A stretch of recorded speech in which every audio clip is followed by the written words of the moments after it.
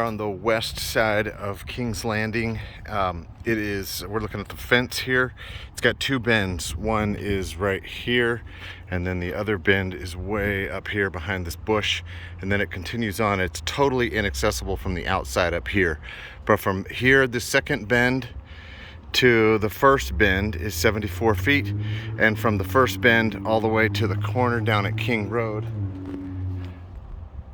that is 184 feet.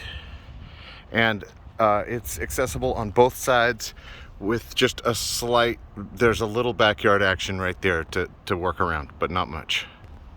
Up on the upper hill side, the fence is going to be accessible from inside the backyard of this last house, but it's completely inaccessible from outside.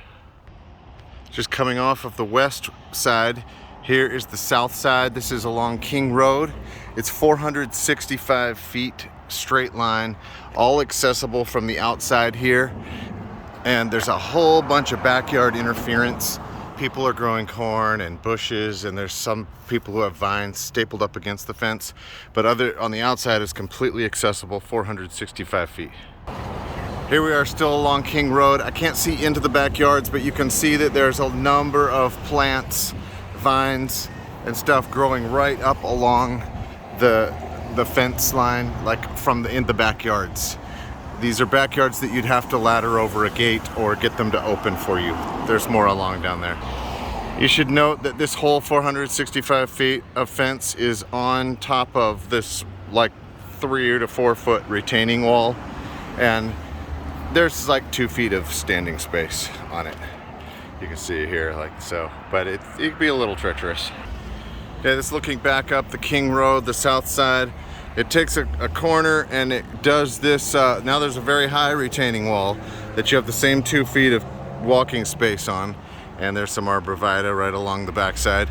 This run is 97 feet along there, and then 38 feet on that backside right there. That's the side facing us. Again, it's all accessible. It's just a little bit scary along the retaining wall here. 97, 38. Here we are on the east side. This is on the 132nd side. There's the 97 feet. Here's the 38 feet. Then it takes a corner here, and this is 90 feet here until we get to the road up there. And this is totally accessible on this side. It's ground level, and there's only a little bit of backyard plant interference on this 90 feet.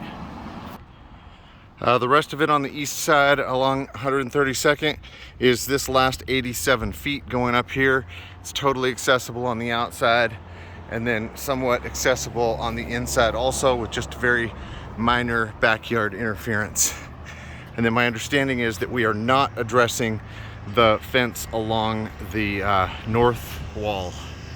So here's that fence going up there, that last 87 feet. Now I'm inside the neighborhood. We're looking out toward the east, and with very few exceptions like this right here, accessing the house side of the fence is going to involve going through or over a gate at every single backyard to get over to the back side of, to the house side of the fence. So here is going to require accessing here and accessing here to get to these two sections of fence, of community fence, the one that is along King Road over here. It's also my understanding that we will not be addressing any of the interior neighborhood fences. Like, even though this one's along this road, this is not one of the 3 very perimeters. We're only addressing the perimeter fences and not the north side perimeter. There's 132nd here, and I'm just looking here for an example. The north side perimeter fence is visible in between these two houses. The access to that north side is going to be very difficult, up a very tall retaining wall in the backyard of each thing. And on the other side, the opposite side, it's completely covered with trees and stuff. So we will not be painting that fence at this time.